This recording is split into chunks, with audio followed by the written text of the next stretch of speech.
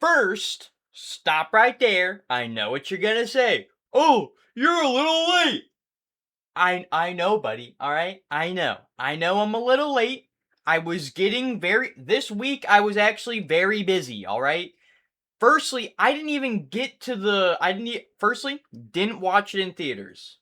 The finale I obviously mean.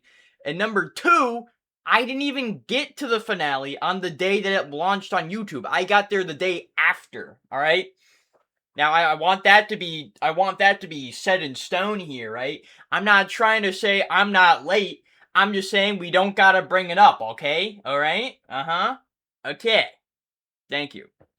Secondly, I want to preface, right, before I say anything, I like the Amazing Digital Circus. I've been seeing a lot of people go around saying that the moment someone says any sort of criticism, apparently they're a hater of the show and that they are not declared a fan. I like the show, alright? I want to say that before I say anything else. I'm a huge fan of the show. I like a majority of the characters, and I'm such a big fan, all right? I want to say that before we go any further, all right? All right, we good? We good? We got everything out of the way? All right. I want to say that I like the show of The Amazing Digital Circus. But I do think the finale kind of fumbled a little bit. I'm just saying. I think the finale kind of fumbled, all right? Now, I don't want to say the finale is bad, all right? I think it's an all right finale and an all right episode. But there's quite a few things here and there that I do have to kind of address. Like, because if the show was fully fine and, like, I just really liked every episode, I would not make this video. I didn't make a video on The Amazing Digital Circus before because I was just like, you know what, I'll just watch this in my free time. I don't need to talk about every single show I watch, you know? That sounds a little boring, especially if I like it so much. The only reason I'm making a video on it now is because I think the finale kind of got a little bit fumbled, alright? So, what am I talking about? Let's start off, we're going to be cutting this into a few different points, alright? So, like, we're going to be, like, pointing this, right? Piece by piece. Now, the first thing I do want to mention is the screen time of each character, alright? Because this is kind of an issue that was, for me, kind of increased by the finale. All right, because let's just say this: the first episode, the pilot, was obviously about Pomni, as it was the first episode. Each character kind of got a very small bit of screen time, but still got some. All right. And now Pomni was obviously the main focus as it was her first day there and trying to understand it. Now, episode 2, it was kinda supposed to be, it's kinda a Pomni episode, but is essentially a Gumigoo episode, right? Like, Gumigoo was this new character introduced that they kind of built a lot of hype around. They even have merch of Gumigoo, alright? You know, I want to say that too. He's such a big character in this episode that I would say this is more of the Gumigoo episode. If you want to say it's a Pomni episode, that's fine, you know, like that. But I also feel like if you say that, I feel like you have to list pretty much every episode as a Pomni episode, because Pomni is the main character. Like, she is the number one main character. You see everything through her eyes, and every single episode, she is the main, like, she is the one, like, that we are living through. So I would say that the second episode is more of the Gumigoo episode.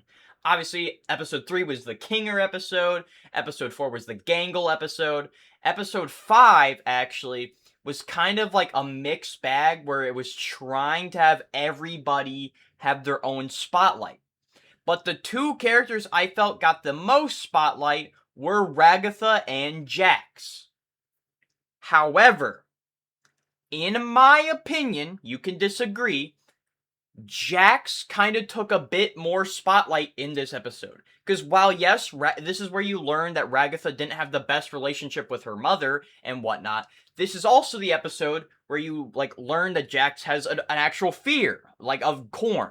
You also learn that Jax had some friends that abstracted, right? Like, this is where you first learn about Ribbit, right?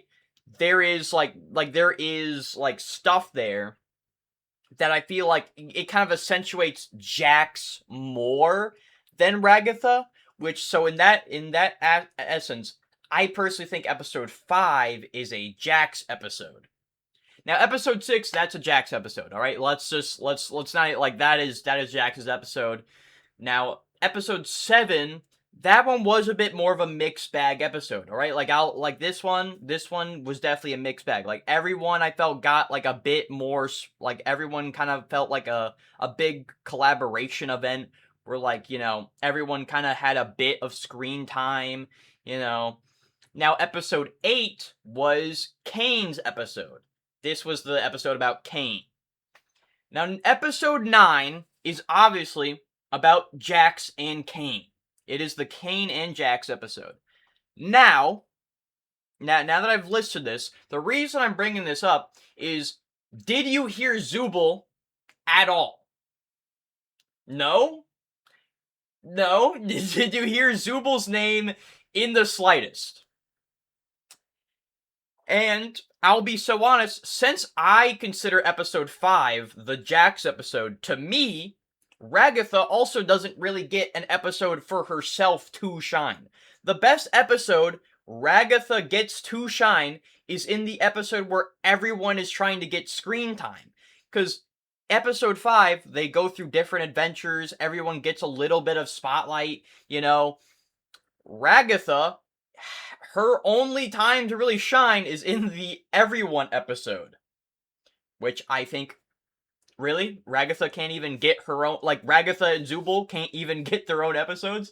So, firstly, I'm sorry, Zooble and Ragetha fans. I think you guys got a little bit disrespected with the lineup. And this adds to my issue with Jax. Jax has, in my opinion, 3 whole episodes to himself.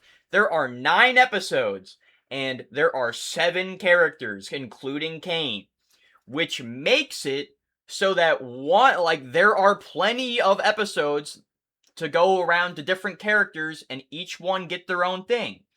Jax got 3 episodes where he is the spotlight. I feel like that's a little unfair, especially when Zooble and Ragetha don't really feel like they get an episode to themselves. It feels like they are always just stacked on top of the other characters. Like, hey, here's that Zooble moment from this episode. Oh, here's that Zooble moment from this episode. You know, like, Zooble has moments, which is why I still like the character of Zooble, but let's be honest, Zooble has no episodes. She has, like, nothing to herself. She always has to share the spotlight with the other characters, especially Jax, who gets 3 episodes to himself.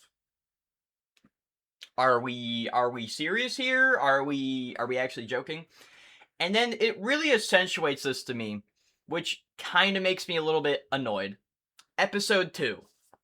Episode 2 was very good coming out, because in fairness, back then, I didn't know, because I got on this right when the pilot came out, so I waited for each one. Episode 2 was pretty good. I do still like episode 2. However,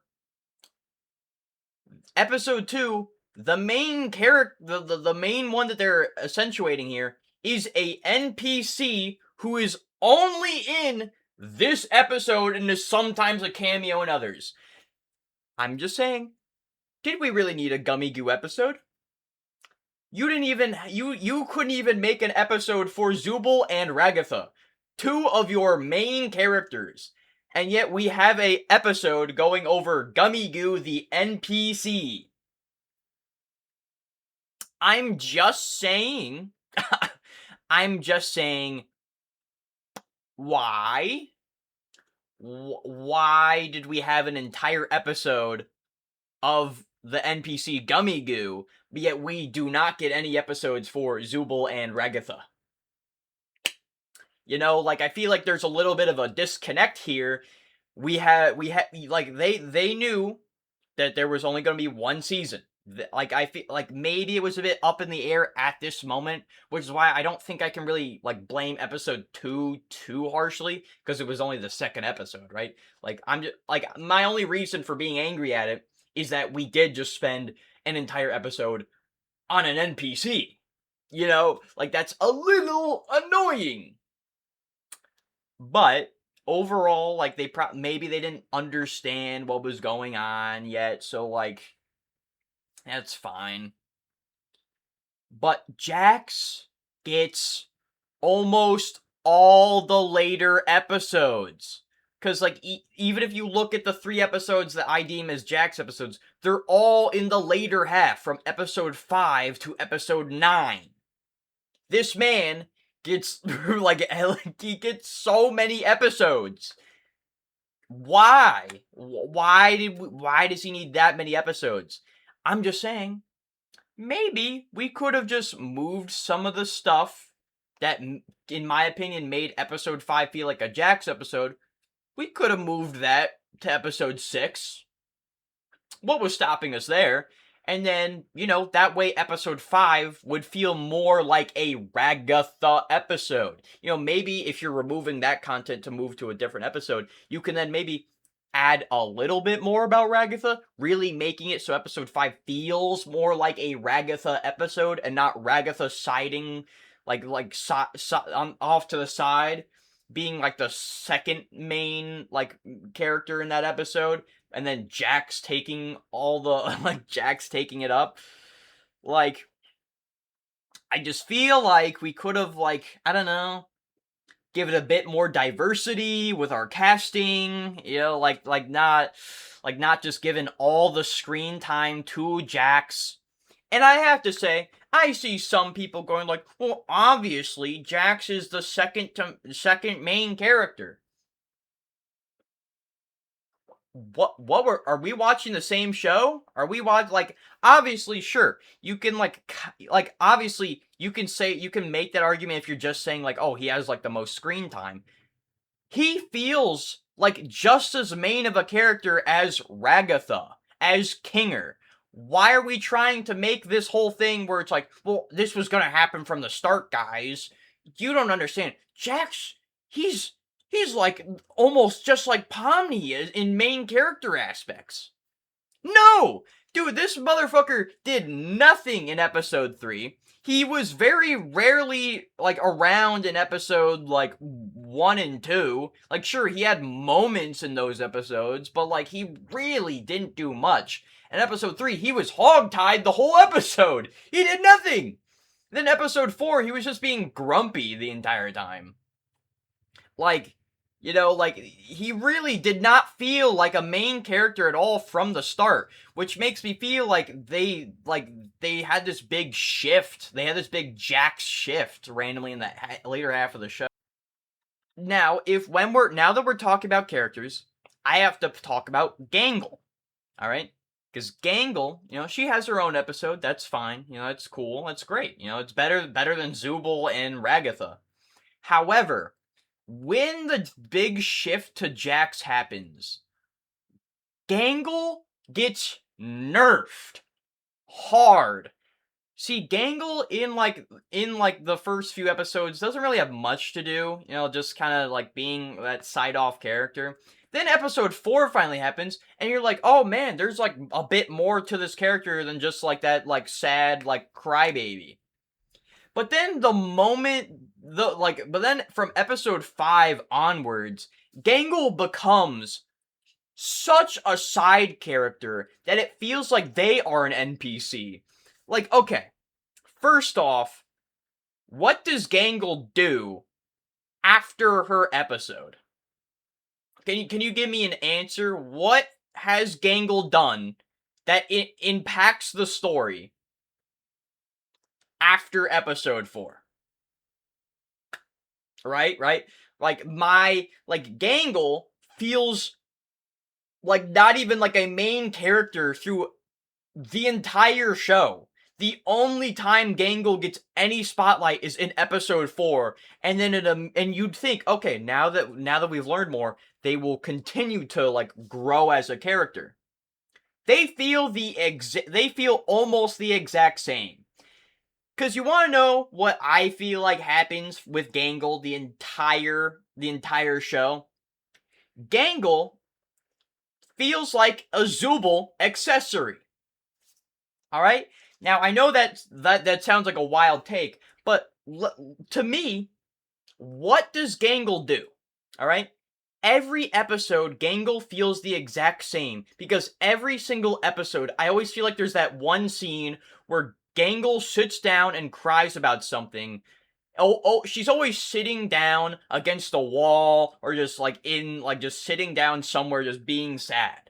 And then Zooble is always shows up, is always there, either like leans against the wall or gets down on Gangle's level and always does some sort of big motivational speech. It's always what happens.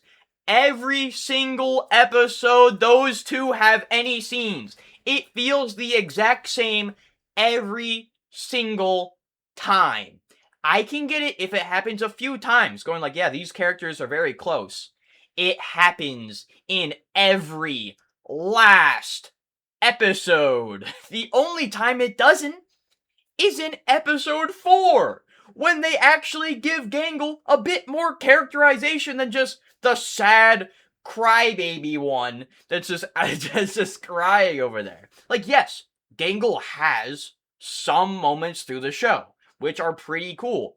But it feels like most of Gangle's moments are because Zooble is encouraging them. And for me, it kind of ends out making it feel more like Zooble has just the Gangle accessory. Because a lot of Zooble scenes are Zooble has her own scenes and does her own stuff sometimes. Gangle is always with Zooble. Always. There are very rare times when she's not, excluding the 4th episode, because the 4th episode is the one time they actually gave Gangle some characterization not with Zooble. But every other episode, I feel like I constantly just see Gangle and Zooble together, just doing the same stuff every time. Alright? And that's why, obviously, I don't dislike Zooble. I don't dislike Gangle. I don't. I do like Gangle. I do just kind of wish there was a bit more to them to, kind of have, maybe something to go along.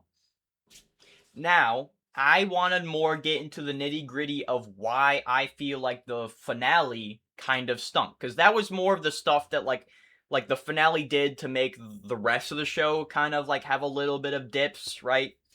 But I want to talk about the main show. Or that opposite. I want to talk about the finale. First off, I think the pacing was all over the place. All right, when you start off the finale, they start off exactly where they left off, and Kinger finally gives them a huge revelation that they are just the mind skeins, right? Now, tell me why we barely linger on this. Sure, there's a little bit of time that happens, but it happened. But then, afterwards, there's this giant montage that skips through so much time, and we don't even really see how the others were really being affected by this, revelation. We just slowly see them all come together back as a big group, except for Jax, obviously. But, we really didn't, linger on, you'd feel a scene like that, being told that you're not even a real person, you're just a scan of a real person. I feel like that would be, a little bit more, devastating here. There were cool moments, when Zooble completely froze up and just stared down. I thought that was really cool. But, nothing, literally, we have this whole fun montage, of them rebuilding the whole place, and it just goes back to normal, as if Kinger didn't just truth bomb them and hit them with the, oh yeah, you're not real people, you're just a scan. Hey, and it's like, and then after this whole big montage is when Jax abstracts off screen. I hear that a lot of people have like kind of varying opinions on that. I personally feel like it should have been shown. It's just the fact this was a big thing built up from the very first episode. Having it not be shown feels like a waste of a Chekhov's gun, right? Where like you know it's the theatrical practice of, if you see a gun, that gun must be used, right? And yes, technically they did do that by showing abstraction and abstraction happening, but to not show it felt a little weird, because it's like, this is one of the main characters. We don't even get to see how they abstract. Like, we don't even get to see like his room late at night when he's probably like losing his mind and like feeling like such an idiot or something. And then we like maybe see like a slow, like, I don't know, some sort of, because I just wanted to like see like the abstraction happen, you know? Like, I wanted to like see and visualize what it truly is like to abstract. Because we kind of got that scene where like we see the mental side where you completely just lose it, and like, because like Jax was really close to abstracting in that one scene where he's just like fading into like this weird, like, crazy light show going on. But but then it's like we never get to actually see his body transform during the abstraction. So it's like, I just feel like that was kind of a wasted opportunity. But anyway, but once Jax abstracts, everything slows down so hard. Like, we just had an incredibly quick and fast pace, like go through a bunch of time. Heck, they don't even really tell you how much time, just an unspecified amount of time goes by. And it's really weird because Jax gets a whole lot of screen time. Like, he gets this really long scene where Pomni enters his mind and then like kind of like shifts around looking for stuff, you know? But then like then later we get the Caine episode, the Caine part, which is him like slowly trying to like figure his way back to the circus and whatnot, and him actually growing. Which I will say, a lot of people said that it didn't seem deserved. Like, it didn't seem like he really worked for it, and I can understand that. I personally liked it. Firstly, because I did really like Caine, and secondly, I did like the fact that it wasn't like every other story where it's just like, hey, the AI is going bad, and because like that's every single story is done where the AI goes bad and doesn't understand emotions. I thought it was very nice for like the very rare times where they'll do like, hey, this AI is actually trying to grow more like human like, because Caine, when he comes back, he seems a lot more like a human. Like, that's when he starts hanging out with all the humans, and like he's starting to act more like a human. But anyway, like, I liked his transformation, but I do understand that there really wasn't like, it really did not exactly feel deserved. It just kind of felt like Caine just like, he removed part of himself and then just went like, oh, I'm now a human now. You know, like, I will say, didn't exactly feel deserved, right? Like, even though I liked it, I can admit it didn't exactly feel deserved, and that is a bit of a critique. You know, like, I feel like there maybe should have been a bit more to like show him really like struggling maybe with like the concept of humanity for a bit there, and like give you more of like how he came to the conclusion of how, because like it kind of went by pretty fast, like his discussion with, but like removing that part of himself, that part kind of went fast, but him like slowly getting back to the circus, that part took so long, you know, which is why I do feel like that was pretty much the episode, you know. It's like, that was the like pacing was all off. Just, we have very quick moments multiple times, but then we have really really long moments. And I think the biggest perpetrator of this is the Ragetha and Pomni scene, all right? Like, I can understand why Jax and Caine both have very slow moments, because they're like building up to like this huge thing. But the Pomni and Ragetha moment it felt so unnecessarily long.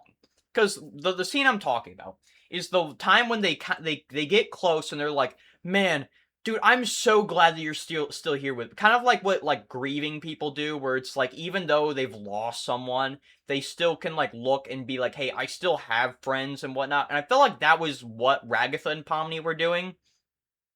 However, however, I tried my best not to be, those annoying shippers going like, "Oh, I want my ship to happen." Like I try to like just give it to like if the ship is going to happen, I'll let whatever ship the creator believes should happen.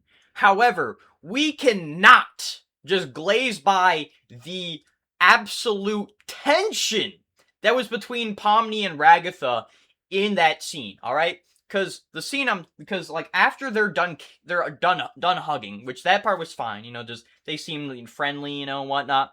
But then as they're walking away from each other, they just stare. They stare at each other while walking away for so long. It is such an unneeded scene for nothing to happen. They both slowly, like, if one of them died, or if, like, one of them abstracted or something, I feel like that would make more sense, because, this is the last time they'll see each other type of, like, scene.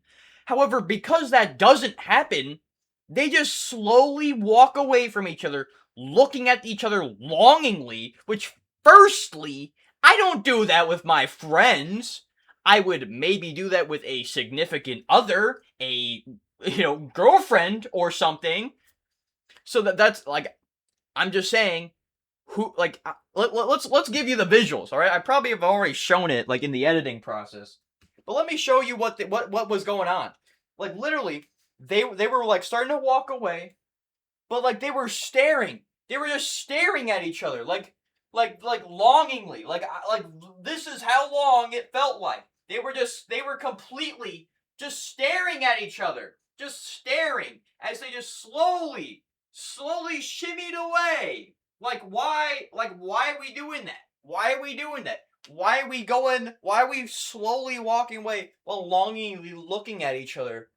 Because this is what they did. This is what they were literally walking away, staring back, and it's like, yes, that scene would work if maybe one of them died at the end. Like, that's like the last time they end out seeing each other, and it would make the scene more impactful. But the fact that doesn't happen, why did we need that scene to go on for so long? They just stare. They just stare. And I don't get it. I don't get, and then like not, they don't even like become a official couple in in that finale, which then would maybe make more sense, because maybe they're like, okay, here's some tension between the two, so that way it makes sense later when they like confirm themselves as a couple. They don't even do that. The only confirmed couple that happens is Zooble and Gangle, because they were banging in their room. All right, I saw that. Everyone saw that. Everyone peeped that. They were like, wait, whoa, because we all saw that. But because neither of those two things happen, that scene feels so pointless. It feels so useless because it takes so long for the scene to happen. It just goes on, and you're just like, alright, I get it. Okay, we can move on. Alright, just leave! Like, can we please move on?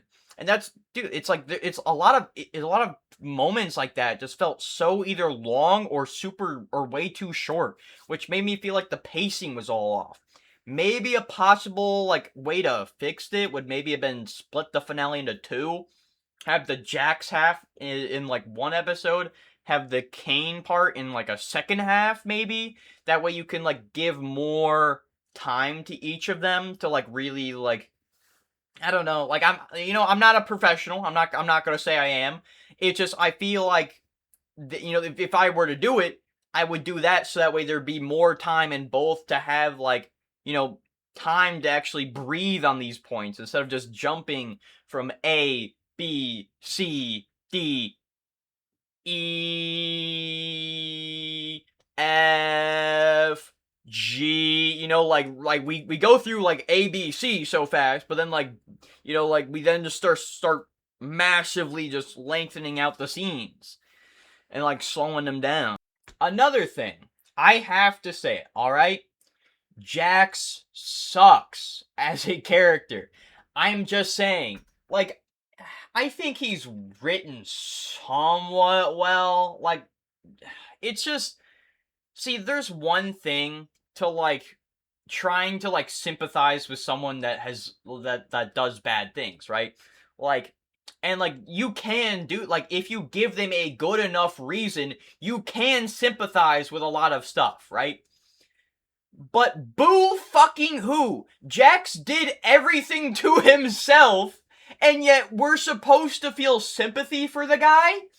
Jax makes every single character's life a living hell, and yet we're supposed to cry about how, like, oh, boo-hoo, boo-hoo, your friend's abstracted after you caused it for being a pussy little bitch. He literally, he overshares a little bit, and instead of just like going up and being a reasonable fucking person, going like, hey, Ribbit, I'm a little bit uncomfortable with how much I share with you.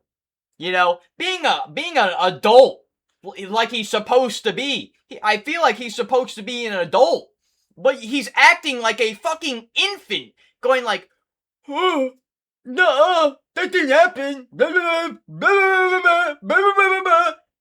And it pissed me off because this entire scene, they're going like, oh man, isn't Jack so sad? What? Huh? Jax isn't sad. He's an asshole! He did this! He did this to everyone! His two friends abstracted because of him! Ribbit was his best friend, and just because he didn't want to be an adult and talk about things, he made her abstract! Which is, in this universe's way of killing yourself! She's dead! She's dead and gone because of him. And then their big thing is like, oh man, but I don't know, he shared his feelings with her. That's like, I don't know, can't we just agree that there's a little bit more to him that meets the eye? Yeah, you can be sad about that shit.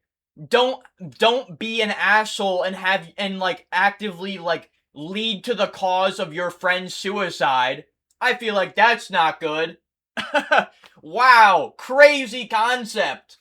Because it's also the fact that during the show, not even talk about the finale, during the whole show, he is an asshole to every single person.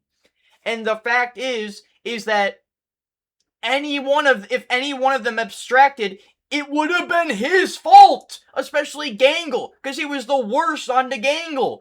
He literally, like, bullied and abused Gangle through the entire show. And then, like, that scene at the end where Gangle suddenly feels sad for him. What? Huh? Did we watch the same show? The same one where Gangle was getting bullied and abused by Jax to the point where Gangle probably almost abstracted multiple times. Let's be honest, if it wasn't for Zooble, Gangle probably would have abstracted 1 month! 1 month in being with Jax, she probably would have abstracted instantly.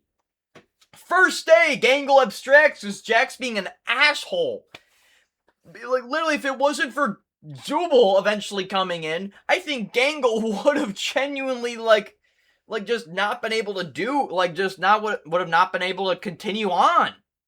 And it's so horrible. And, like, we're supposed to be like, yeah, no, those are justified tears from Gangle, man. Wow. I really feel for you. No! She should, like, genuinely, like, I think everyone, to an extent should hate Jax. He sucks, Like, I don't want to say everyone should, because, like, I thought Pomni really didn't know much about Jax, and, like, it's like Pomni really just wants everyone to be happy, even though Jax has done awful things. And Pomni doesn't even, like, she never, like, excuses what Jax does. She just still accepts Jax for who he is and tries to still, like, bring him back. You know, like that's why I feel like Pomni did a great job at, like, sure, she's still trying to help him because she's, like, a kind person, but then she's not, like, excusing anything he did. Unlike with Gangle, where, like, she finally starts crying for this guy who has been nothing but shit to her. Why? What? Huh? I don't get it. I really don't get it. You know, it's so weird.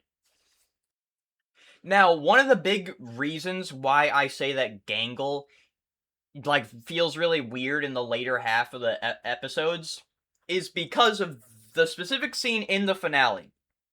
Right? The scene goes that, like, Pomni, Kinger, and Ragetha are trying to help rebuild the circus, and, like, slowly each of the friends are, like, coming in and, like, joining to the group. Sorry, I'm getting a little hiccupy, I guess. But Zooble eventually comes in, and she joins the group, and it's like, yeah, okay, okay. But then Gangle, for some weird reason, is hiding behind a pillar when these are her friends. Like, I don't know, it's like, I'd understand if Jax was there. Like, obviously, like, if Jax was there, Gangle would 100% be justified in, like, hiding away from him. Like, that's fine. But the fact is, she was hiding from Pomni, Kinger, and Ragetha. The three people she still counts as friends. She constantly talks to Ragetha, and, like, she even, like, has, like, some fun times with Kinger. Like, that time when they went to the, when they both, like, when they all got, like, defeated in the gun game. And, like, somehow, like, they all got cat costumes and were playing around. Like, Gangle has fun with these characters, but yet, for some weird reason, she feels that weird about going back with them, even though they are her close friends, and frankly, the only friends I guess she really has had because they're just brain scans. But the fact that it's such a weird scene because it's like Gangle is weirdly being shy with her own friends. Her own friends. Not including Jax. Jax isn't even there. But, like, she's being weird with her own friends to the point where Zooble has to pull her out from behind the corner. And it's like, you know, I get that you and Zooble are the closest out of all the friends here, but you're still friends with Ragetha, Kinger, and Pomni. Why are we pretending like you're not? What? Excuse me? I don't know, I just didn't get it. I really didn't get it, and it made me so confused on Gangle's character. Because it's like, what do you mean she's, like, too afraid to even go up to her friends? What? Why? What? Excuse me? What's up with that? Now, these last parts are kind of a bit more loose. Like, the other ones I felt like were guaranteed, like, criticisms that I feel like the show definitely fumbled with. But these next ones are kind of just a bit more my personal preference, which is why I kind of wanted to space them away from the other ones. Now, first off, I understand that thematically, that, like, abstraction is supposed to be, like, suicide, where it's like there is no coming back from it. But I'm just saying, there's really no way Caine can, like, at least slowly reverse the process. Because the fact is, he's able to give them sexual, like, organs. Like I pointed out, Zooble and Gangle get a bit freaky, alright? They get a bit freaky, which means they had to have gone to Caine, which also, I just have to say how awkward that situation must be. Like, hey Caine, me and Gangle want to get a bit freaky tonight. Can you give us some reproductive organs? Like, alright, you know, the first... I think that's a little weird of a request. Like, I understand why you would request it. I'm just saying, requesting it to, like, your growing friend, you like someone that you are becoming friends with, feels a little weird, you know? Like, it feels a slight tad bit, like, strange, I'd say. And, like, like, but, like, the fact that Caine can orchestrate their bodies into adding new pieces, I should say, that work, but not changing he's able to add sexual reproduction organs to these bodies of theirs. You know, like, I feel like if you're able to do something that complex, because, like, making organs like that is not, like, a simple thing. Like, it's not just tube or, like, cylinder and hole. Like, just make those. There's a bit more to it, because, like, you have to connect it to their nervous system. You gotta, like, there's a lot there. And then it's like, what, are they constantly flaccid? Are they like you have to, like, work out, like, a lot of the details about how those things work for them to function in order to give off those proper pleasure centers, right? So, like, there's a lot more to just, like, oh, slap a stick on that, or, oh, here's a hole. There's a bit more to it. I'm just saying, you can do that, but you can't, like, slowly, like, because I was thinking maybe there's a system where, like, someone close to that person, like, enters their mindscape, like how Pomni entered Jax's, and then Caine slowly starts, like, trying to unravel their body, but then it's like a two-person job, though. Like, you know, like the person inside their memory is trying to unravel their mind, while Caine is unraveling their body. You know, like, that way it's like, even if their body is unraveled and, like, back to how it was, their mind has to still, like, be unraveled, or else they're just gonna re-abstract the moment that, like, they leave their mindscape, right? Like, but it's just, I feel like, because, like, maybe we could do that for Queenie, and maybe that would maybe make Kinger a little bit less, you know, cuckoo.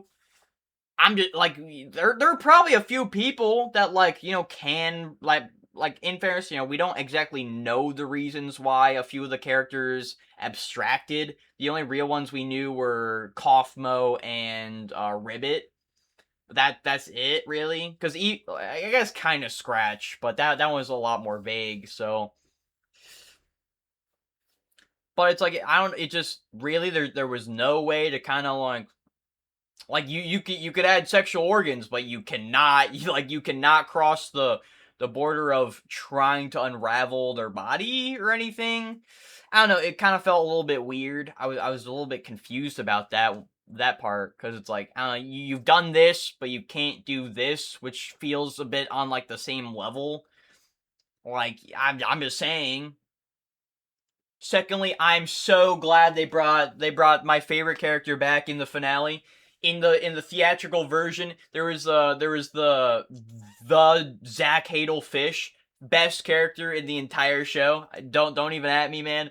I know I complained about NPCs, but he is a perfect NPC. He doesn't stay for too long. He's pretty funny. He's just, like, he's around for a very short amount of time. Best character. I don't even care.